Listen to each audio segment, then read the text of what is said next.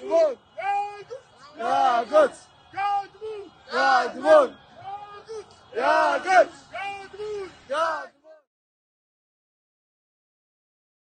Pasukan Al-Houthi dari Yaman dikabarkan mulai bergabung dengan Hamas dan Hizbullah untuk melancarkan serangan ke Israel.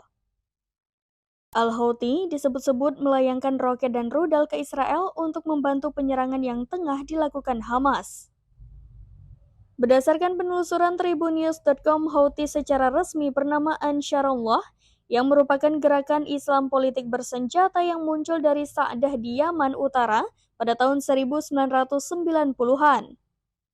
Gerakan ini didirikan oleh Hussein Badarudi Houthi, putra dari Syekh Badarudi Al-Houthi, tokoh Syiah Zaidiyah Yaman. Berawal dari gerakan agama Al-Houthi, memulai pemberontakan senjata mereka pada tahun 2004 silam.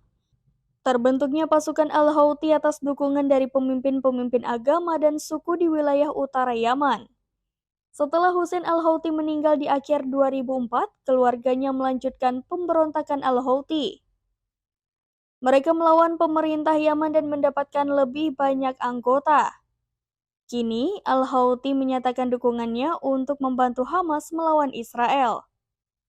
Sebagaimana dikabarkan, pasukan dari Yaman telah mengirim rudal dan roket ke Israel.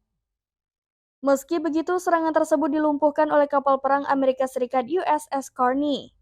Meski tak ada korban jiwa, namun tembakan dari Yaman itu mengindikasi bahwa Al-Houthi sudah mulai turun tangan membantu untuk Hamas. Ya Gabun! Ya Quds! Ya Gabun! Ya Quds! Ya Gabun! Ya Quds! Ya Gabun!